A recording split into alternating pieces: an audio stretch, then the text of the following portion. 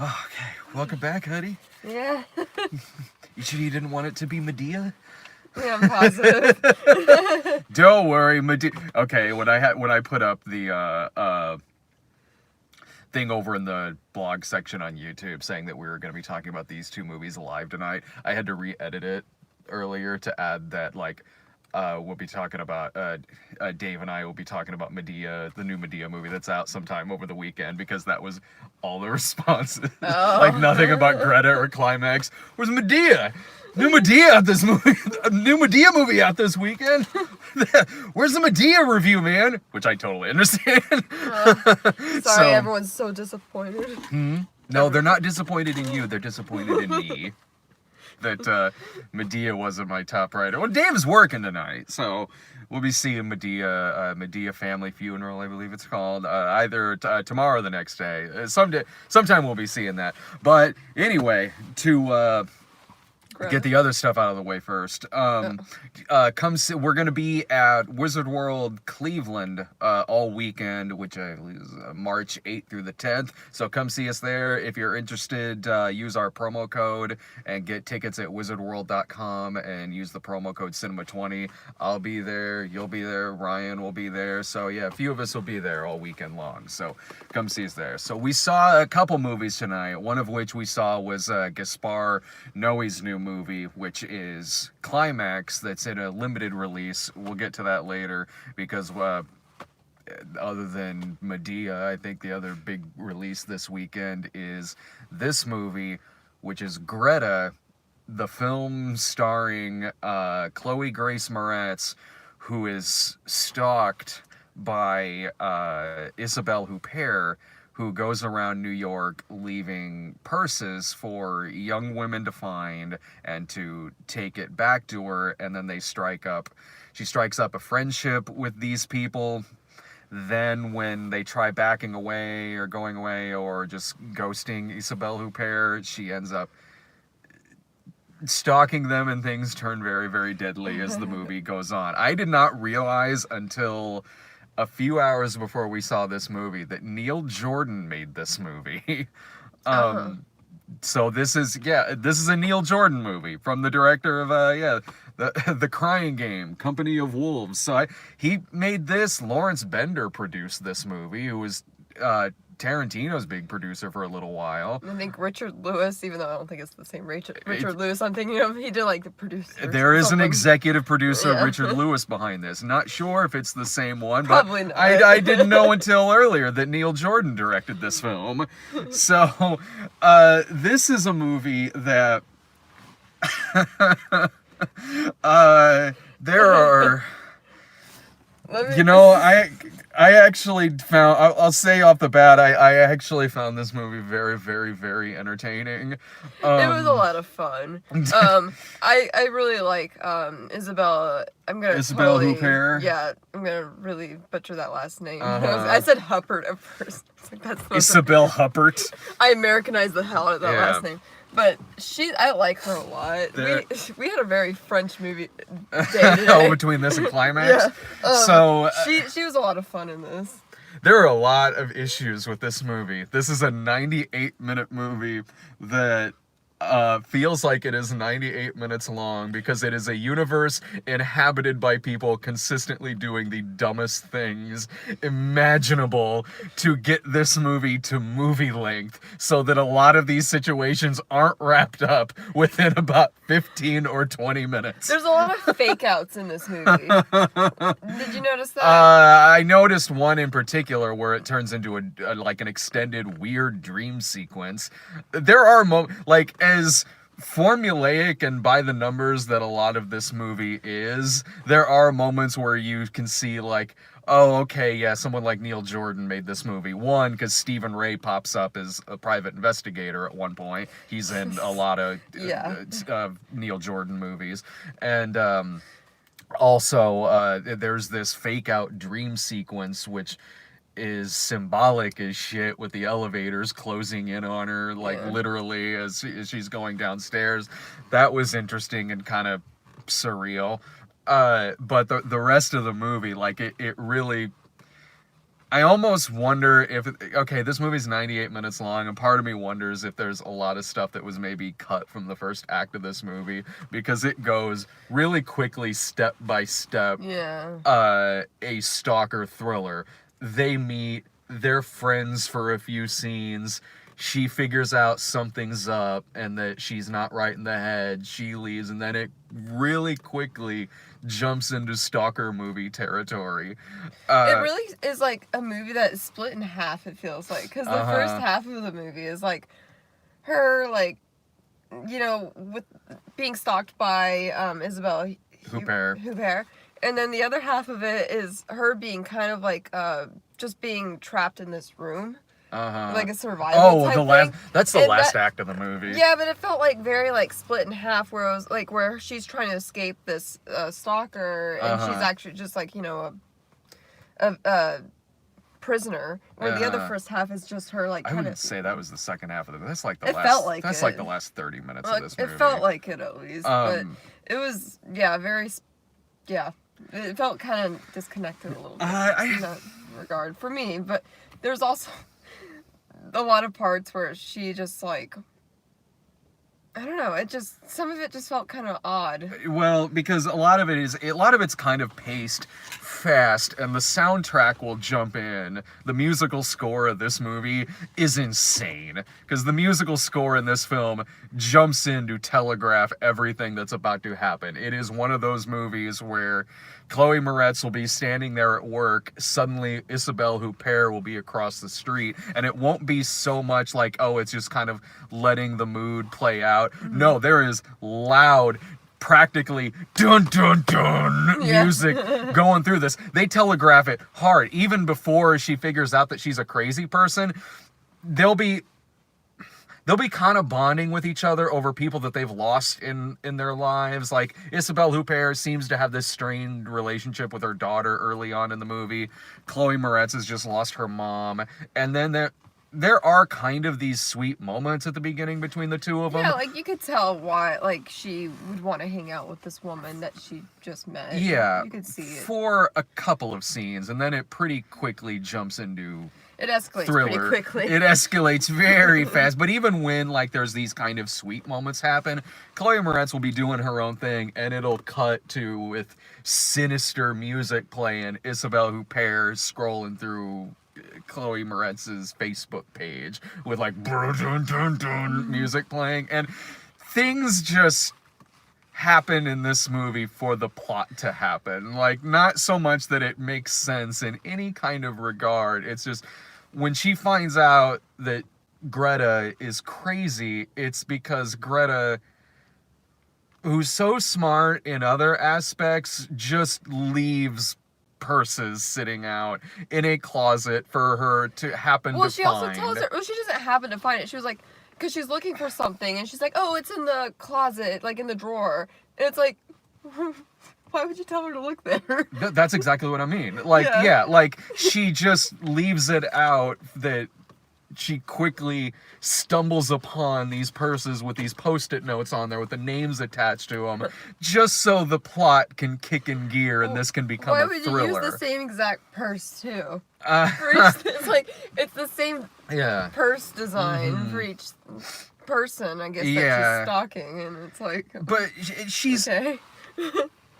And she's also, like, kind of a superhero in other moments of this movie. Because there's like this part where, okay, so she's stalking her friend Erica. Yeah, and Chloe Moretz's roommate. Yeah, and she is, like, following her, and so Greta is sending pictures to Chloe Moretz. Yeah. Of, you know, she's like sending her pictures of her stalking her friend, and, you know, she's like, hey, you need to leave this area. Like, look behind you. You should be right behind you, and she doesn't see her, and then they show up on, like, the same bus together, and she's just staring at her. Yeah, so she can, like, teleport a lot. Yeah, like, where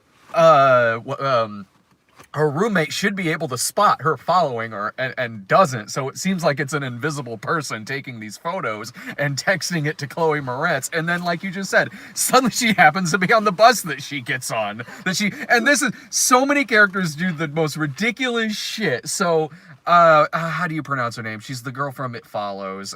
Micah Monroe, who I think was also... Oh, that's her? Yeah, I think was also in The Fifth Wave with Chloe Moretz. Is that the one she was in where she was like the badass chick? I don't remember that movie. She was in one of those YA movies where she was like the tough badass girl of the group, and I want to say it was the one Chloe Moretz was in. Yeah.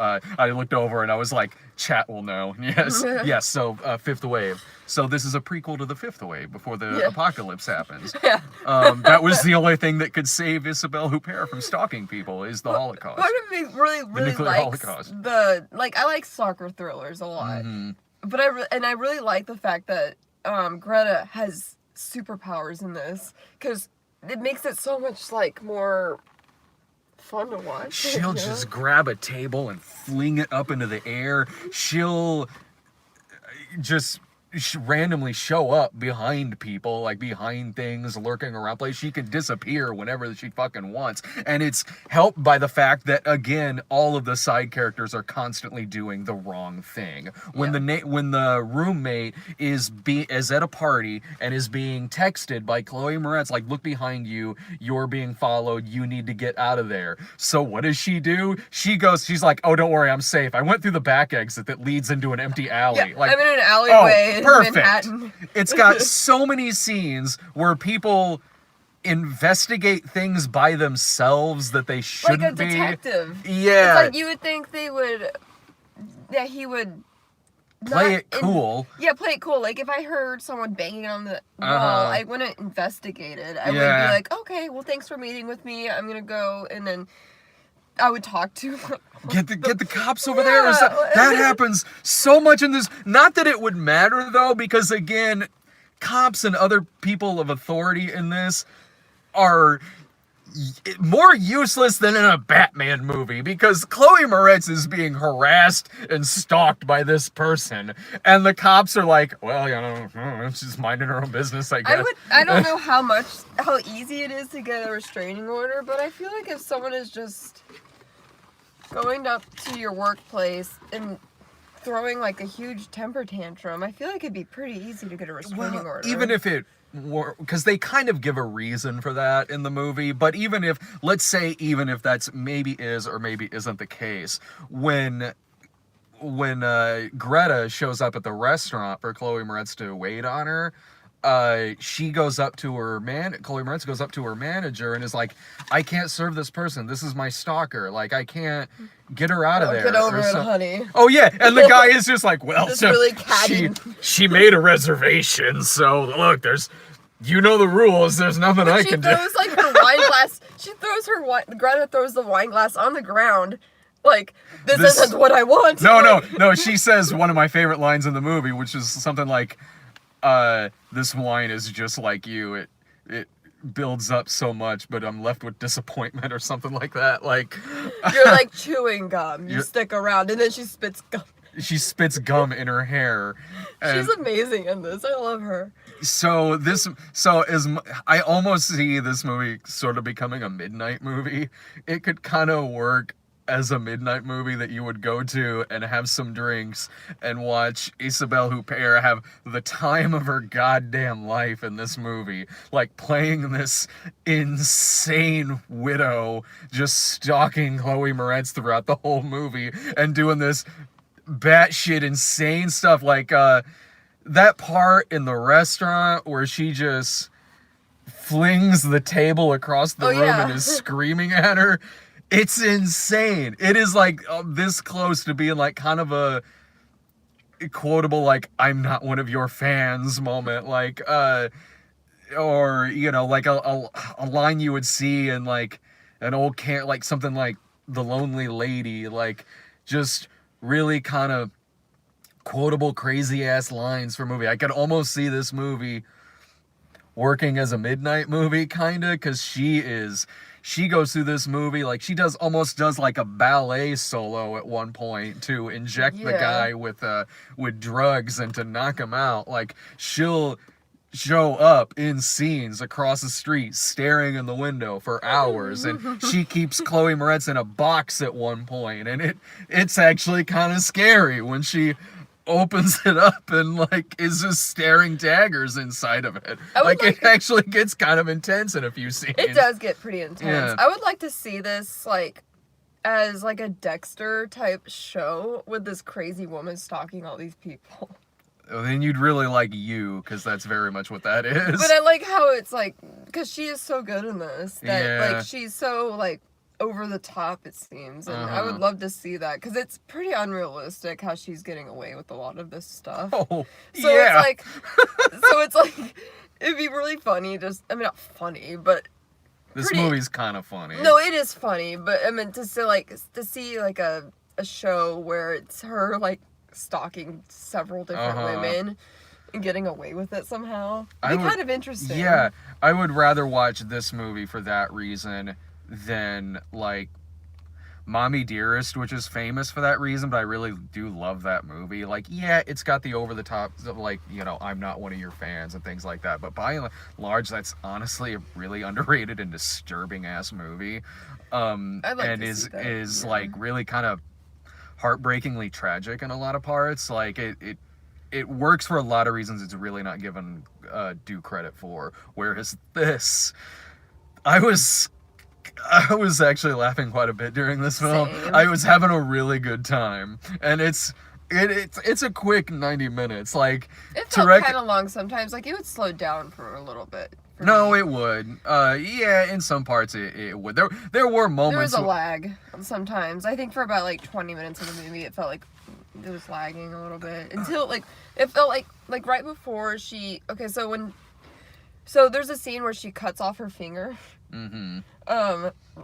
Like right before that, like it felt kind of like it was slowing down for me a little bit. But then that happened. I was like, oh, okay, now I'm awake again. I didn't know if it was gonna be one of those that would just like end tragically, like that would I thought it would too. Yeah, I was like, is this gonna go into like The Vanishing territory? Like, I didn't know if it, like, I'll give that credit to that in this movie, where I was like, for a lot of it, that it's really kind of playing by numbers with a stalker thriller. It just happens to be more well made because Neil Jordan's directing it, but it did reach a point where I was like, you know, I'll give credit on this. I don't know how this movie's gonna end. Like, this movie could actually end kind of is sad. Like, I kind of would have preferred it that way. Yeah, I mean, I didn't. It was doing a lot of stuff that was like pretty by the numbers to where I was like, I was wondering if it was gonna end that way, and I probably would have preferred it, but because the ending that they do give it is really silly. But it's kind of cheesy. Yeah, but I was like, I don't know if they're gonna be that gutsy with this movie. They might, but they haven't really been gutsy with much else. Like, hell, there's a point in this movie where Greta does have a pretty tragic backstory, but you can't feel sorry for her too much, so they make her kill a dog. Like, I know, that was so pointless. I'm glad they didn't do it like in this really graphic way. Like you know that she kills this dog, but at least they didn't like. I was afraid they were gonna have her like do something really it's gonna be on graphic. Top of Chloe Moretz's Christmas tree. Yeah, like I thought it was gonna be something really tragic, and I was like, please don't. But it's I hate only that kind of stuff. Yeah, and it's cheap when they do it here because they only do it just so like, okay, now I as an audience member can no longer really feel that sorry for this character. Well, is her backstory because we don't know if she's lying though. She could be lying about her backstory. Yeah, but Nicola, her daughter, apparently is like. Without spoiling it too much, like, you find out she's certainly lying about a lot of things, but, there are moments in this movie where at least I felt some empathy towards the character in the sense that, like, yeah, this is a person that just really needs a lot of, like, freaking help, but when they do the dog thing, that's basically the movie going, like, we don't want you to pity this person anymore. Yeah. I would recommend it though. I would. Like, You know, for fun. um, Like, I would have, like, drinks with some friends and just watch it. as a theatrical movie, like, okay, for me personally, like, I'm like, I feel like I got my money's worth just to see Isabelle Huppert be crazy for 90 minutes, because I love her anyway, and I loved watching her act in this film. She is having a great time in this movie, and it's fun seeing her play this batshit of a character. It's a heavily flawed movie, especially with a name like Neil Jordan attached to it. Like, this isn't one of his best movies, but so for most other people, I would say, like, this is perfect for a Netflix watch. Totally. It's perfect just to sit at home and just pop this movie up on a weekend or something, and just like a night where you're just chilling at home, and you'd have a pretty good time with this, and like not feel ripped off by any means or anything. For me, like I said, for me personally, like, yeah, I like paying to go see this in the theater and just watch this crazy performance for 90 some minutes. So I feel like I got my money's worth, but that's just me. Like, by and large, I would say, like, you'd be fine with just renting this or popping it up on Netflix. Anything else about the movie? I feel like there's a lot that happened. And I'm just not remembering it right now. I don't know if there was. It seems like we went through about everything on this movie. Yeah. I guess go check it out. Because there's not really much else coming out this weekend, unless you really prefer seeing a Medea movie over Well, yeah, a stalker thriller. Yeah. Who wouldn't? I mean, sometimes Medea might as well be a stalker character. Honestly, I've never seen a Medea movie before, if you compare the two, really, Greta's the more sane of the two. Like, thinking about it, maybe it's not that bad being locked up in Greta's dungeon. Could be worse. Medea could be chasing me with a chainsaw. Oh, that happens in one of them. Yeah, I've never seen a Medea movie ever, so I don't plan to. Well, tomorrow you'll see one. Not the new one. I don't think I'm going, though. No, but I've got to watch one for a snob episode. Oh, right. I'm sorry. I thought you meant with Dave tomorrow. Oh, no. There's double the Medea this weekend. Yeah. I guess that's what I married into, so. Medea. Nothing comes between me and my grandmother Medea.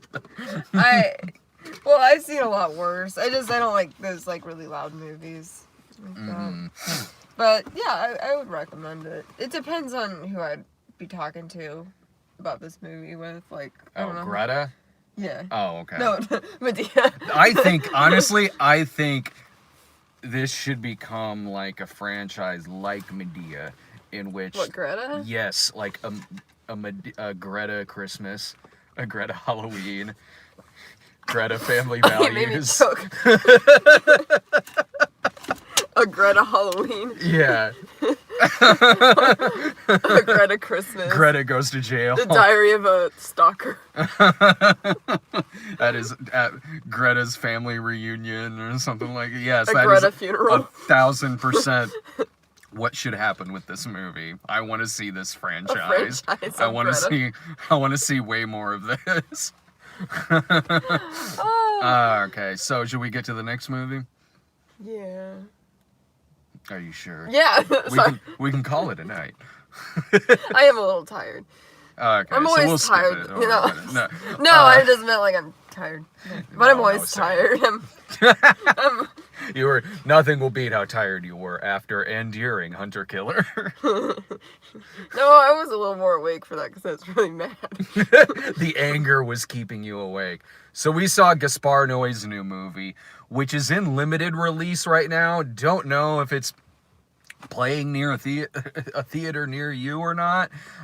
So this is the movie that it takes place in 1996. If you're not familiar with the director, check out Irreversible, Enter the Void. This is his new movie.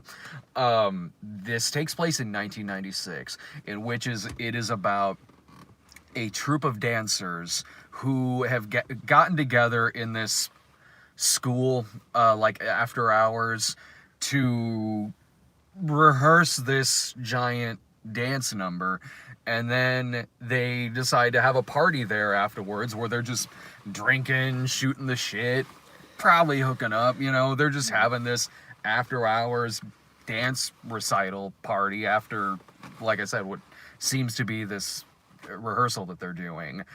Only the sangria that they're drinking has unfortunately been spiked with a metric fuck ton of LSD, and this turns into a horror film. This movie, not at first. No, not at first.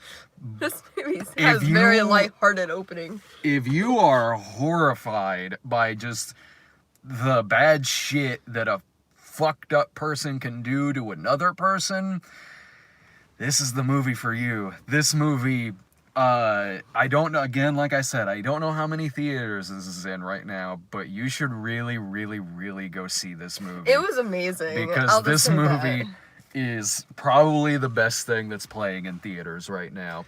I could tell right away from the beginning of this film, which starts out with this 10, 15 minute long, like, choreographed dance number, and it's like the Birdman of movies, that, like, but with dancing in the beginning. Oh, yeah, there's a lot of long takes without any cuts, and like when it starts out and it's this big dance number going on with these unbroken shots that then goes into a lot of dialogue afterwards.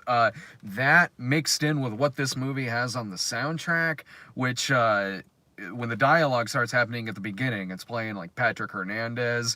You got Soft Cell on here, Gary Newman, Rolling Stones later on. The score in this movie is really good. 5 minutes into this movie, I was like, this really seems like my kind of movie. Like, I have a feeling I will really like this film. Yeah, these kind of movies, like, I like a lot, that are very, like, okay, this is gonna sound really pretentious, but I like art films a lot. Mm-hmm. These kind of movies where it's just like, the performances are really great. Everything seems very authentic. Like, when there's like a lot of parts where it seems like it's like a real person talking. You know, it doesn't seem like it's acting almost. Like, it feels like they're just talking like a normal person. That's because the script of this was only 5 pages long.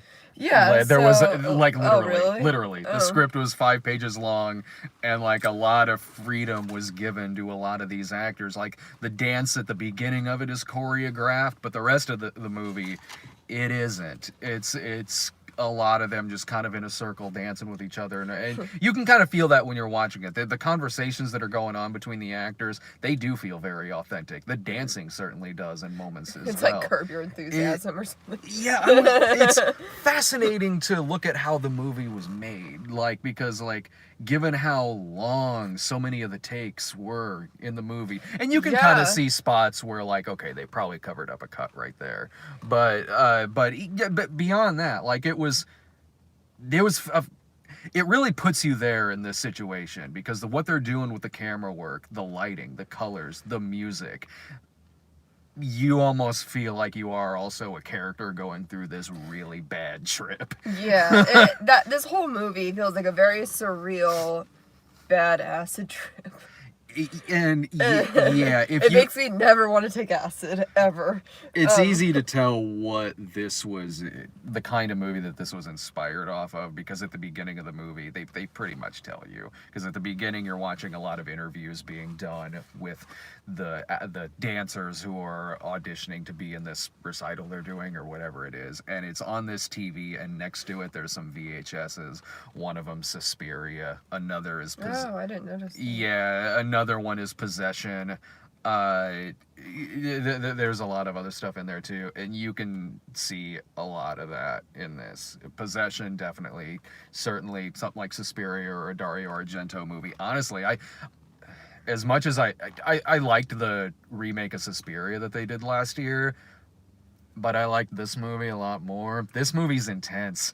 Like, it gets, oh god, like, because you are seeing, because there's characters in the movie that are there are characters in the movie that are just kind of tripping balls on the dance floor and just kind of doing, and they're just kind of doing that. It looks creepy when the way they dance sometimes. Like, I was like, I feel like I'm on acid right now. Oh, that's the intent. That's yeah. the intent. But it's like, because they'll be like doing stuff with their hands, and some people are like double jointed, I think. Oh, Because yeah. they'll be like really moving their They're arms contorting. around. Yeah, and I was like, oh my god. Yeah. What did you give me? But, Yeah. You see characters that are just kind of standing there dancing and like going through this trip that they're having. One of the main people in it, one of the main main actresses in it, Sophia. she was in The Mummy. Yeah, the she new was one. the Mummy. She was amazing in this. Yeah. She was like super authentic. Like I was like, is she actually on acid? And I know, right? You're kind of like, what did the director do? Did he just tell them they were doing chorus line and just slipped them something? Right.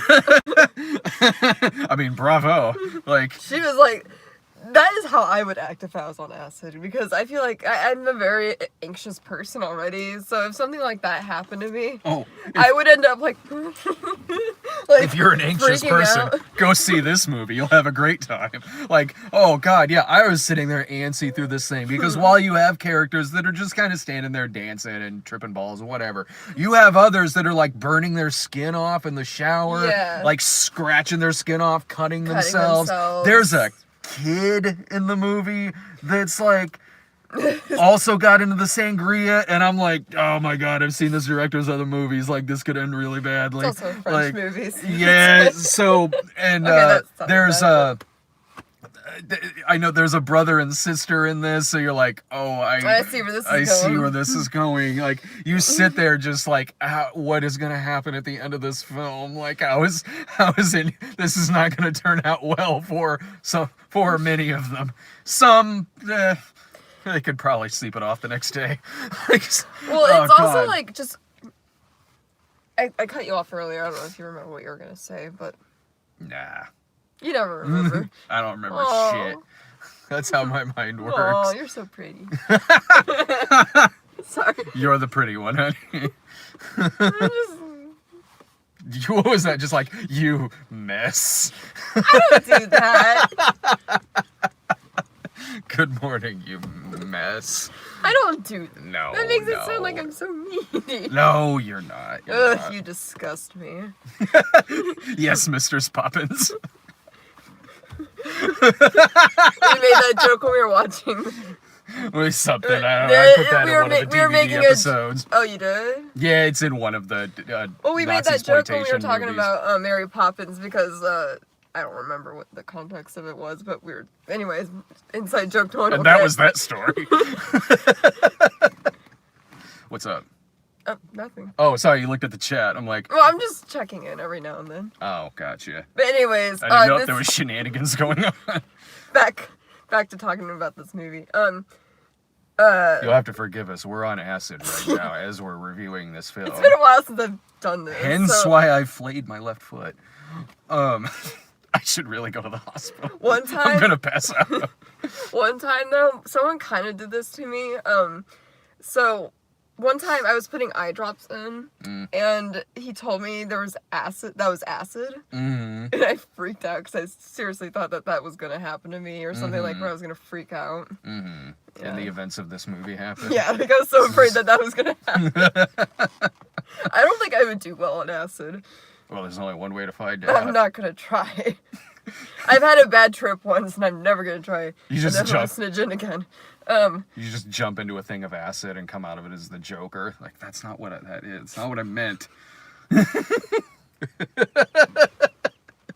Anyways, it's been a while since I've actually done like a live stream or anything like that. So I'm going on way different tangents. No, there's a lot. Like, it gets into like paranoia horror a lot in this. It does. Like, these people just got together for a recital and then dropped acid and started to remake John Carpenter's The Thing. Only if there was no thing and they're just accusing each other. Well, it starts becoming like who done it kind of thing. Who laced it, yeah. Yeah, and everyone starts turning against each other. And it gets yeah. kind of scary. Like, everyone's like, okay, they throw out one guy, like, into the freezing cold. Yeah, they throw one guy out in the snow, they're piling on top, they draw, like, a swastika on a guy's head. Yeah, like, it gets very, like, survival mode kind of thing. Yeah.